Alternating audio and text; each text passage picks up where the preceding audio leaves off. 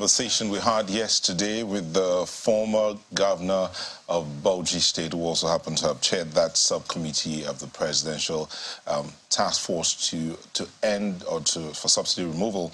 But he mentioned the name there in a member of that committee as well, who happens to be joining us today, Mr. Peter Esele. He's a former president of the Trade Union Congress of Nigeria, and he joins us virtually. Mr. Esele, thank you for joining us. I think you are muted. Can you unmute yourself, Mr. Esele? Can you hear us now? Good morning. Thank you for having me. Good, fantastic. Thank you for having me. Yeah, fantastic. Mr. Esele, I'm sure you've been keeping tabs on the conversation around fuel subsidy, but yesterday, it came to a head when we had the chairman of that committee that you were part of tell us that a lot of things were discovered and no action was taken owing to lack of political will. What's your stand on this? I think there was nothing new that the chairman said yesterday. It's something we all know. This has been happening over the years. And then when we talk about the issue of scam around subsidy, everybody knows there's always been scam around subsidy. And if I'm even to tell you now what's playing out is this administration has been on for almost a month now. We still don't have an accurate figure of how many liters we consume every day. So if somebody tells you that there is fraud around it, yes, there is huge one that was discovered and recommendations was made to government, and the government did nothing about it. You even heard, when I actually watched that program yesterday, and there was a point where the former chairman, former governor of Bauchi alluded to the fact that somebody telling the president that he's making too much money, that subsidy should go. If you have a political will, that in itself, that person should have been arrested to tell the president how he's making the money. If the money is legal or illegal, then the person have to make a refund. One of the biggest problems we've always had is the issue of enforcement of our laws. So once people have no respect for the laws, so they can do whatever they want.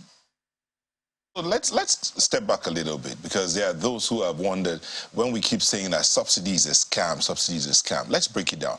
What was the plan behind the subsidy, and how was it that it turned into a scam at the end of the day?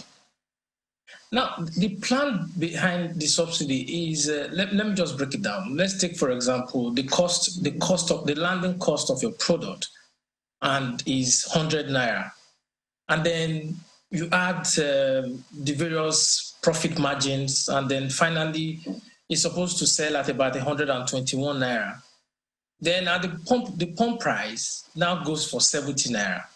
So the difference between your landing cost and various margins that are added, which push it up to 120, and you are not selling at 70 naira, so the subsidy is the 50 naira.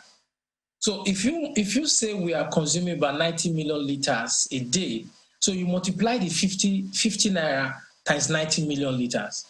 So that becomes the subsidy that the government will pay to whoever is bringing the product into the country. So that is where the subsidy comes in. Okay. So now, where are the likely areas of fraud that we also discovered then is, first, you don't even know the quantity of product that you consume on a daily basis. Somebody tells you that we're consuming 90 million. And then you actually know that, I think it was earlier this year or sometime last year, where NNPC and Custom had a disagreement. While NNPC was talking about 90 million, Custom said, no, it should be about 60 million liters. And that now becomes its own challenge. So what we have there is, was there any audit carried out to actually let us know how much we are consuming, how many liters we are consuming daily? So a lot of these and many more recommendations were made to the government. You also look at the issue of the refineries. I know sometimes somebody's going to say, oh, labor unions were the ones that fought against refinery privatization. I'll say, no, that's not true. Now, what did we do? I had two former presidents before I became president of Pengasen. And what we did was recommend the NLNG model, which is we have 51-49, whereby the core operator has a substantial share, and then a private sector will run the refineries. We had several of our National Executive Council meetings where other members were so pissed with members of Pengasen from NNPC and said, we are tired of having this conversation in our National Executive Council meeting. Come with a recommendation before the next executive council meeting, and they came up with this recommendation and said they think the best way the refineries could work is partial privatization, whereby the core operator would now be the one to manage it, and then the NLNG model. Everybody knows that NLNG right now contribute billions of dollars to the federal government annually as dividend payment. So our problem has always been systemic, our problem has always been structural, and our problem has also been lack of value. We don't, what do we stand for? What kind of country do we want to have? So until we're able to answer that, this scam will continue in different directions. So if I could just come in there, you're talking about the model, the 5149 model, the NLNG model that was recommended, and I think that was recommended also in that report, if I get you correctly. How is it then that if we go by this analogy or this or your submission now, then practically everybody that was in government from the time that report was submitted till now would have questions to answer, and even those in the petroleum industry like the NNPC as well. So how is it that nobody has been brought to book? If you say what's in government, earlier this morning you were talking about Lagos-Ibadan Express Road. That is what is in government. You take 8 years to construct an express road, or more than 8 years. That's what is in government. You start wondering if I'm not questioning their Nigerianness, but you start wondering, how can we do this? How will you explain that since 1999, your refineries can't work? How do you explain that? Now, I'll give you an example. How do you explain that? It's something you cannot stomach. You can't. It's shocking that why will your refineries not work? The workers there, what would they be doing? They want to work, but what you have is that there are people making a kill out of it, and then we continue to import this product. I'll give you an example. The price of crude fell to $40. I as president of TUC, fell to $40.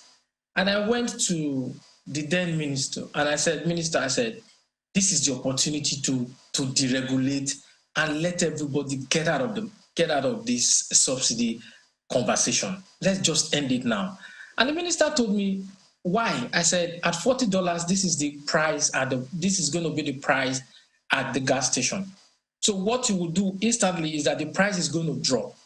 And for the price to peak again, it's going to take about 6-7 months. So by then, Nigerians will get used to the fluctuation of these prices. And once Nigerians are knowing that, okay, when the prices drop, we are paying less. And you know what the minister told me? The minister told me, no, we are not going to do it. It's an opportunity for government to save money. I said, what are you saying that? So then I went to Governor Shomole, Governor Shomole. I went to him, then Governor Shomole of Edo State. And I said, this is the opportunity. Because he too, as governor, he has also seen a lot of things playing out in that sector. And I said, this is it. So Shomole left Edo, went straight to the villa, had a meeting with the president, and said, this is the time to do it. And the president now set up a committee. The committee was headed by then late Rewanu Lukman. And then before we know what is happening, the government did nothing at the committee level. And I said, the prices are going to spike. And then when the prices started increasing, the government have one thing. There's one thing Nigerian government does very well. Once they start losing revenue, is that they devalue the currency. So it's later, 90 days later, government devalued the currency. Then they now called me and said, oh, we want to bring down the price now. I said, it's too late. If you bring down the price, you are going to have fuel scarcity, and you're going to have queues, because the marketers have already importing products into the country based on that old price. So once we devalue, they will not bring in new product, and then we had scarcity. So one of the things that you have, one of the challenges we face is that government has no policy trust for that sector. So what they have is ad hoc measures. So if you have a plan for a particular sector, you follow it to the letter. And government also lack discipline, forward-thinking approach to envisage the challenges that will come. Well, certainly the challenges that are coming right now are facing us headlong, because in addition to subsidy removal, and we know that prices are going to fluctuate, we now have the flotation of the naira. Some people say it's devaluation of the naira. I mean, you decide what it is that you cling to this time around. But what we do know is that the naira against the dollar has now gone up. You need more naira to buy just $1. So I'm looking at the effect on ordinary people, and now ordinary people are asking, okay, if they say this thing was a scam, at least we're buying it at 130, as the case might be, 180, 190, as the case might be. We didn't buy it for more than 200 naira unless there was scarcity. And that was the experience of the ordinary man. Now we're buying it at 500 plus, as the case is. Is it very difficult to catch these people, to punish these people and clean up the sector, remove the corruption in that sector? How widespread or how deep was the corruption in your own estimation, and what would it have cost to say that government wanted to fight this corruption headlong? I don't think it's difficult. First, you have to look at the issue of the political will to do it. That's why I talked earlier about enforcement of our laws. It's a whole chain. You know, somebody brings in the product, the person has his own.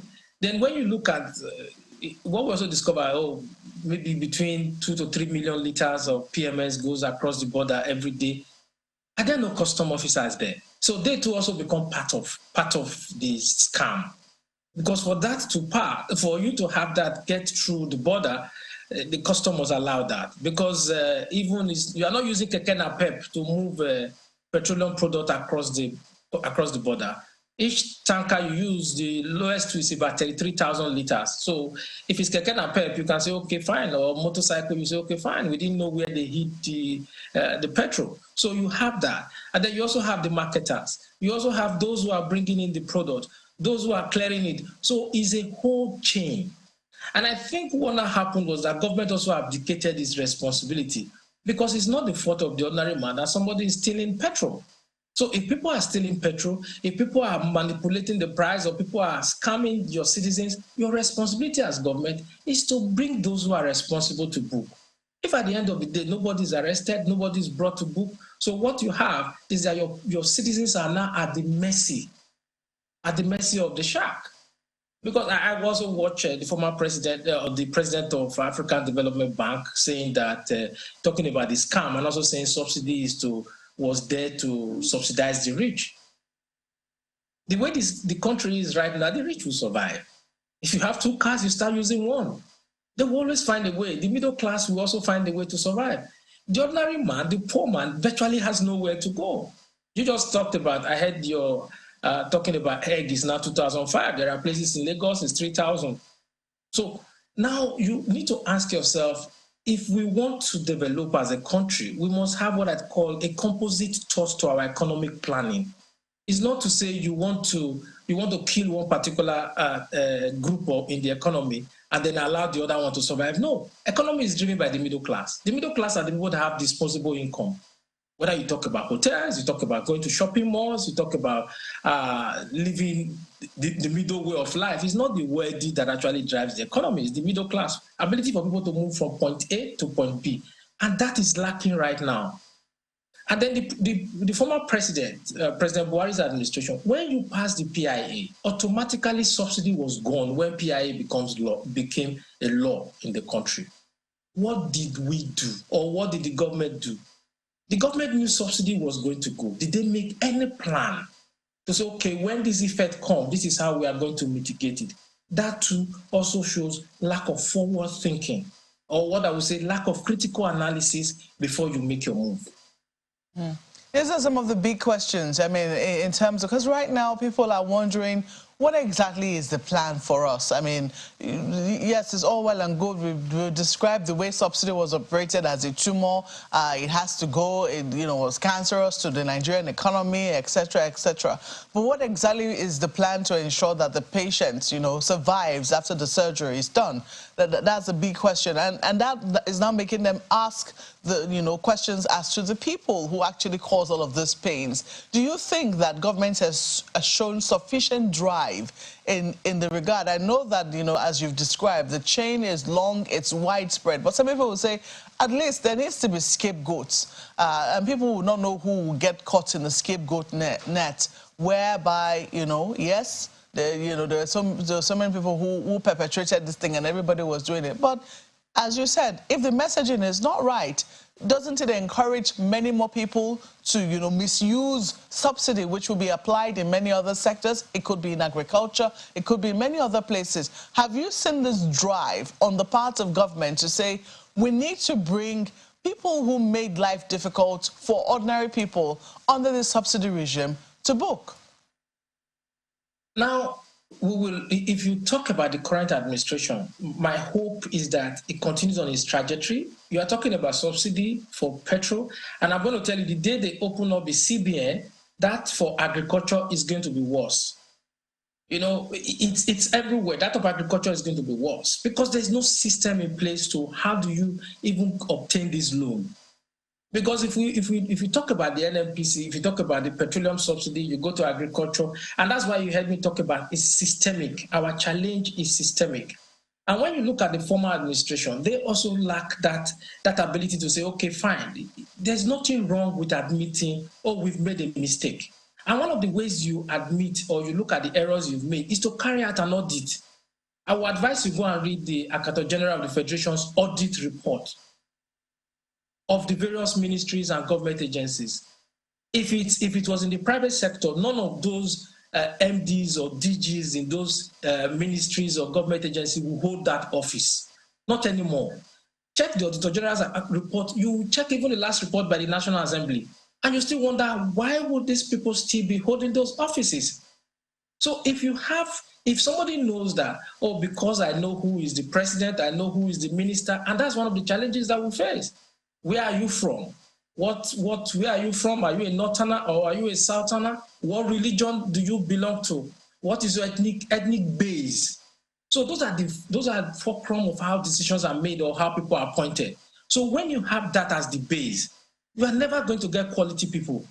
So somebody who knows that the only way I can sustain or I can keep my job is to say whatever the president wants to hear or to say whatever the minister wants to hear. And whatever order the minister gives to me, I'll carry it out. Can you imagine a civil servant or a head of civil service investigating a minister in Nigeria? That's what happened in the administration of Boris Johnson. Boris Johnson was investigated by somebody in the civil service of the United Kingdom and indicted him. And that also led to his resignation. So even DGs here, that can't happen here. So what we also need to ask ourselves is, now subsidy is taken away because I know government, everyone became frustrated about the subsidy payment, and government is broke. They actually don't have money. So when they don't have money, the only thing they had to do was to say, okay, this subsidy needs to go. Now the subsidy is gone, fine. So what is the next thing? How do you keep the people, or as you just said, keep the patient alive to see a better tomorrow? Right. Yes, I'm optimistic that there will be a better tomorrow, but the short-term fix to give hope is what is needed now. And what would I have suggested if I'm in their shoes? First, the last administration knew this was going to happen. You invest in gas. We have Innocent, for example. You just give them 2 years. Say, I want you to retool or reconfigure your plant and then do something about going ahead to ensure that you make buses available. The first thing right now is to make public transport cheaper. And you make those buses available, and gas is cheaper, gas is cleaner. So you have 2 years to plan for what you are doing now. And then you go ahead and say a place like Lagos, and you say this is how much those buses that is coming from federal government or coming from the state government must carry a particular passenger. And then you also give the drivers incentive. If you run these buses for a particular number of years, you pay 10% of it. You pay 10%, and after 4 years, it becomes your vehicle. Because what you are trying to do now is that you may recoup 50% of it, it doesn't matter. But at the end of the day, you make it easier for the patient to stay alive. So let me come in now, Mr. Esele. I mean, one of those recommendations been put on the table, quite all right. You're looking forward, but a lot of things have happened in the past, and it would seem as though we're trying to move on quickly from decades of mismanagement, of corruption, scam, just outright rascality, it would seem, in that sector. Just move on and then just face the future. But what about reparation for all of those things that were done in the past? I was reading a former finance minister, Dr. Ngozi Okonjo-Iweala's book about how they had removed subsidy, they phased it out in 2004.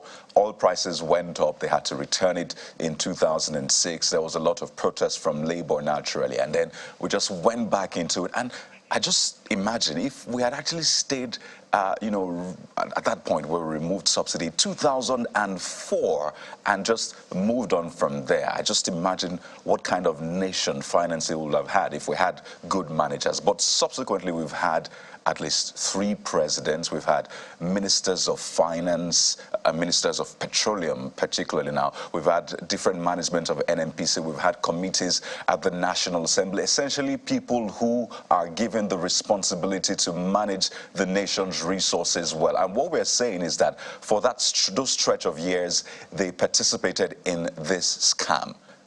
That's what we're saying. So we need to actually talk about getting the right consequences for those years of mismanagement. And I'd like you to speak to it, because you're still a member of the APC, if I'm correct. Am I correct?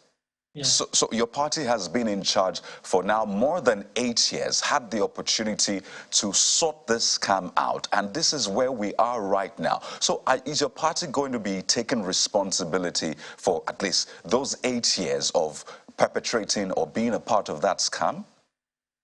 They have to take responsibility, because the last 8 years, you would not say the party wasn't part of that. The party was who was elected. It was the APC that was elected. So the party has to take responsibility for that. And again, my hope is that the current president will also be able to clean it up. You know, the party also have an opportunity now to clean things up, because there are a lot of errors that were made in the past 8 years. First of all, the former president, I would say, basically had no clue. I'm sorry to use that word, about what was happening. I'll give another example. I was invited by the transition committee, and they asked me, what do I think should be done? That was way back in 2015. And I went to the committee and I said, this president had what I call a very huge political capital. A huge political capital he can deploy. And then because of that capital, and then he also had, the government also has what you call a honeymoon period. And the honeymoon period gives you opportunity to do the heavy lifting. So I said, this president can do the heavy lifting. And the heavy lifting then also, I even went beyond the oil and gas, and I talked about Nigerian Ports Authority. I don't see any reason why you cannot clear whatever is coming into this country in 14 days. And I also talked about NIMASA. You know, there are other agencies, and they said, okay, fine. And then to look at it, nothing happened. Then later I met Ayatollah, who was also one of the chairman of that committee, and I said, what happened? He said they just didn't have the political will to implement it. And then you go to the next step, the 3 windows that they had. I told them they have only 3 windows. Then when they moved from 97 to 145, they also reached out to me and said, okay, what is your take now? This is the state of the financial state of the economy or of the government. I said, this is the final window, because election is approaching. If you don't do it now, you may never do it again. And then the next thing is that they went public to say, okay, subsidy is off, without doing the work. So one of the challenges that the political parties, not just APC, from 1999 has faced, is that they put square pegs in round holes. So when you do that, nobody comes to tell you, okay, this is the direction. It's not just APC. We had Obasanjo from 1999 to 2007. The same thing we are talking about now also played out. Then we had Yaradua Jonathan. The same thing we are talking about also played out. So it is our hope now that you have President Bola Tinubu, that may also look different. Right. He has started very well, and I was telling somebody, I said, if he does not make his move within the first 30 days, he will be sucked into the system. And how is this done? First thing is that the president comes on, the president relatives will go ahead and swoop around all the ministry, looking for the eggheads, looking for how to get in. And then the various civil servants will now look at, okay, where is the weakest point? And from the weak point, they start coming in, and then all manner of information start getting to the president. But the difference here now is that this president gives you a feeling that he knows what he wants to do. Well, Mr. Esele, at that point, I'd like to come in, pardon me, because of time, so we can accommodate some of these major issues. Again, I'd like us to hit the nail on the head so that we can leave this conversation with action points for government, so that we know that at least this government, yes, has work to do, but can also make reparations, I keep saying that, using that word, for things that have happened in the past. I don't know if people are afraid to mention names, because obviously people have fed fat are probably still feeding fat from this country. And as you said, the rich will always survive, but maybe not for the poor, multidimensionally poor Nigerians, over 100 million. So at least for the sake of those Nigerians, maybe we can begin to hit the nail on the head. As far back as 2006, subsidy payment at the prevailing exchange rate was $2 billion. The World Bank was saying recently that if we were to continue with subsidy payments, we're going to run into, what, trillions of naira, money that we don't even have. And clearly that money will be going into the pockets of people, as has been happening for decades now. So people have literally become billionaires as a result of this scam. So why are people, even government, afraid to mention the names, put out those names, probe those people appropriately, and get justice for the over 100 million Nigerians who are poor, who have been at the receiving end of this? Why? It's very clear, lack of political will. And whether you also like it or not, some of these players are also part of the government. You can't, take for example, you can't steal. I can come to channels now and move your camera without somebody inside channels allowing me to do that. First, there must be the security man at the gate that will be compromised, who will allow me to get in, that then before I get to your studio, I move the camera. So first of all, people in government are also part of it. And then we also have those people who are also marketers or whatever. That's also why I also talk about campaign finance reform. If somebody comes to you now, he's stealing our subsidy money, and then the next thing, the person is giving you 1 billion naira for your campaign, how are you going to move against that person? So those are some of the issues that we have to look at. But the fact is they lack political will, and I would say go ahead, audit the subsidy payment over the years. I will support the president if he wants to do that. Audit the CBN, because CBN is also part of it. So the whole scam is that somebody needs to pay for it. I concur with what you said about the issue of reparation. Because if there are no consequences, it will continue, not just in the petroleum sector.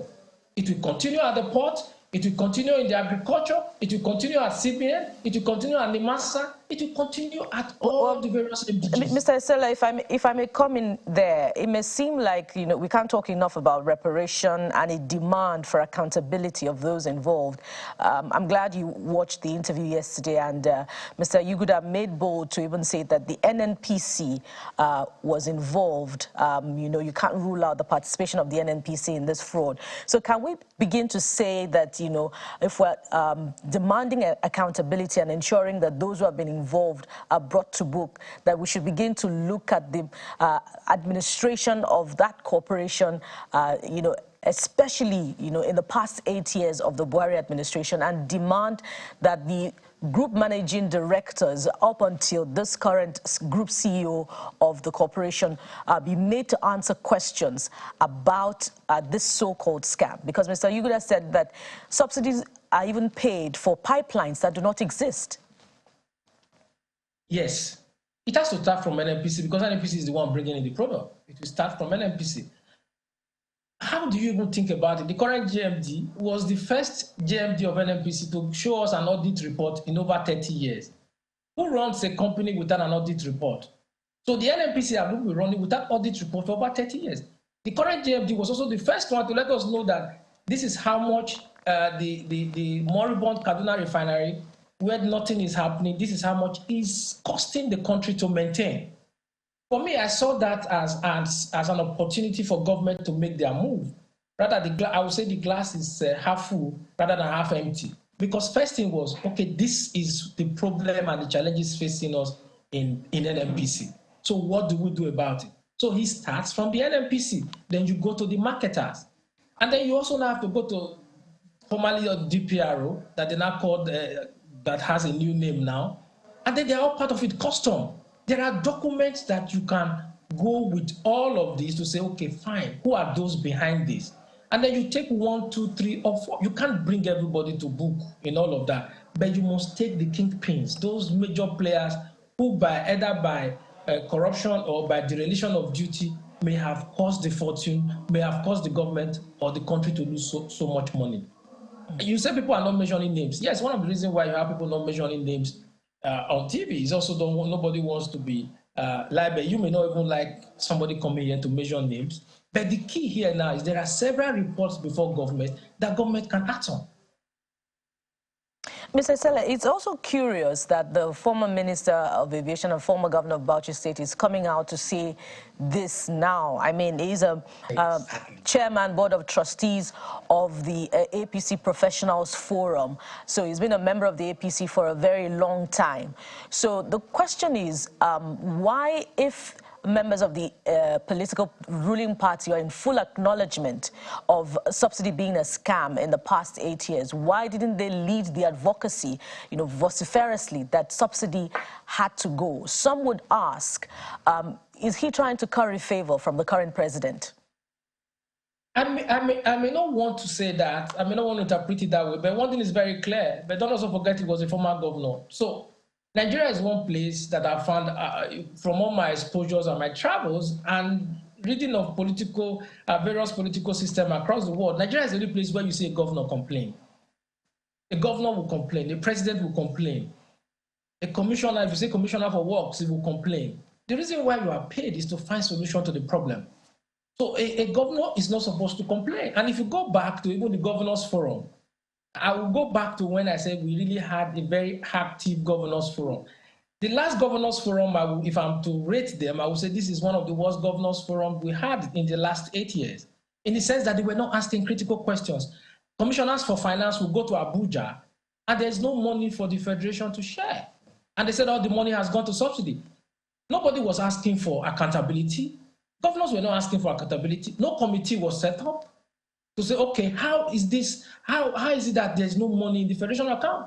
I watched the GMB said NNPC made profit of that runs into trillions in one of TV stations. Somebody sent it to me.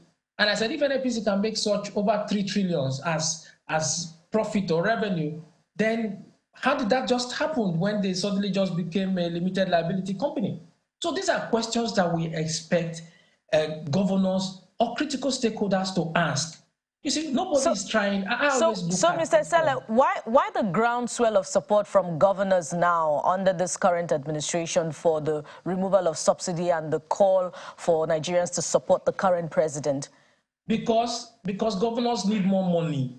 They need more money. And when governors are broke, and they're also looking for more money. But what is also lacking in They didn't need money in the past? Yes, you see the difference now is every day with devaluation, every day the revenue they are getting is shrinking by the day.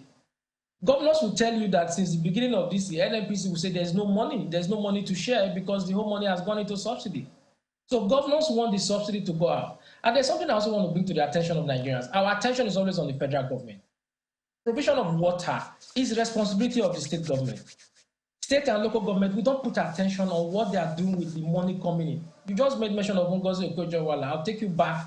When Ngozi was Minister for Finance, what she was doing was that she was giving us monthly publication of allocation to each state. The governors fought her to a standstill, that after about 6 months or so, she had to stop. Because the governors did not want the people to know the amount of money coming to their state as allocation. So, Mr. Esele, this political will that the past administrations lacked to bring perpetrators to book and to end subsidy, does this current administration have it now to ensure that, those who have stolen the nation's commonwealth are brought to book?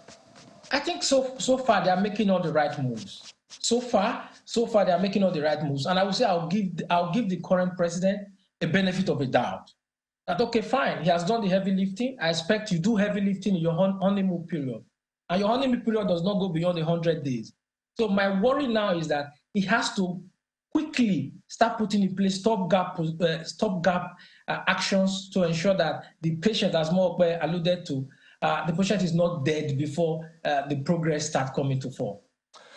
Well, man, that analogy gets me every time. But, this patient naturally should not be powerless. It should not be at the mercy of these people. In fact, this patient put those people in charge to ensure that he or she, as the case may be, flourishes. The labor movement has been vehemently against subsidy removal time and again, saying that this is not clearly the way, this is what the average Nigerian gets from government, and you want to take it away. So Labour clearly has also been a part of keeping that scam ongoing, you would say, because from time immemorial, as they will say, Labour has always been against subsidy removal. 2004, eventually came back 2006, then the Jonathan administration 2012. Yes, this current government was also in partnership with Labour against it. So why is Labour always in support of that scam, if I can just ask that? Okay, let me just, I hope I have enough time to give you an analogy of what also happened. The first town hall meeting that was held under President Jonathan in Lagos, Labour was also behind the design of those town hall meetings. Labour was part of it to say, okay, let's have 6 town hall meetings in the 6 geopolitical zone, so that Nigerians will be aware. Because what Labour wanted was also to carry Nigerians along. You know, so at the end of the day, we only had one.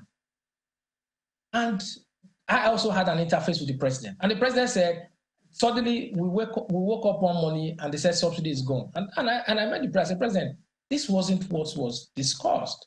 Why don't we do the 6 geopolitical zone? And the president said he has a report that every Nigerians have already accepted the fact that subsidy need to go. And the first thing I said, Mr. President, this is not going to fly.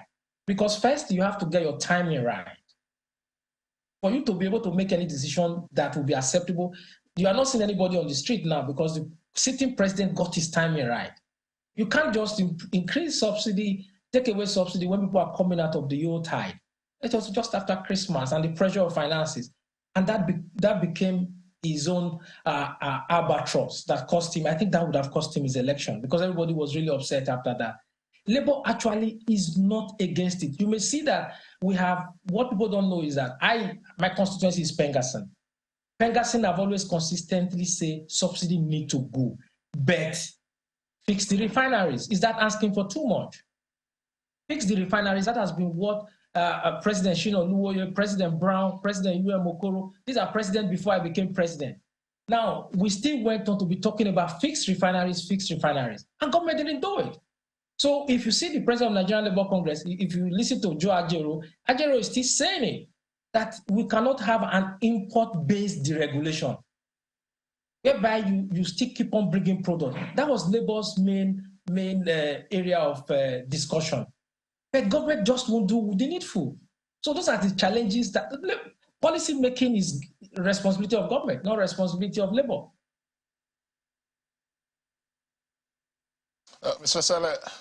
Esele, this conversation is not a conversation that would end anytime soon. But at the end of the day, the question of consequence management still comes to mind. You talked about one of the biggest challenges we have in Nigeria. We've gone down this road, and now subsidy has been removed. But then there are still those who have wronged the nation and wronged the future of this nation. So in your closing thoughts, what would you say should be done, as some would say, low-hanging fruit that can be done now to ensure that those who will be stepping into this, now that it looks as if the market's been deregulated, what should be done to stop any other person from thinking to wrong this nation and the future?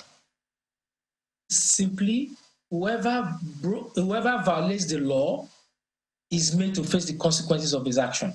Once you do that, you are now sending a message to everybody to say, this is no longer government as usual. And that's why I said I'm giving benefit of the doubt to this current president and hoping that he will keep doing what is right for this country. At the moment, he's making all the right moves, and I hope the government can immediately move for the low-hanging fruit, because petrol in July and August is not going to be 492 as it is in Lagos, or 511 in Abuja. So Mokwe and Co. be ready for more price increase, but they need to put things in place to mitigate the effect of that. Mr. Esele, just a quick one. I know my producers will not be happy about this, but hey, that report that your committee submitted, do you think it should be revisited? The names of those that were mentioned there, should they be prosecuted, or would you say it's time-bound? Yes, it should be revisited. It should be revisited. All right, and even more audits carried out to ensure that whoever is behind it, they are all brought to book. Thank you very much. Mr. Esele, Peter Esele is a former president of the TUC, and he joins us virtually for this conversation. Thank you for coming today. Thank you for having me. Sunrise Daily will be back in a moment. Do stay with us.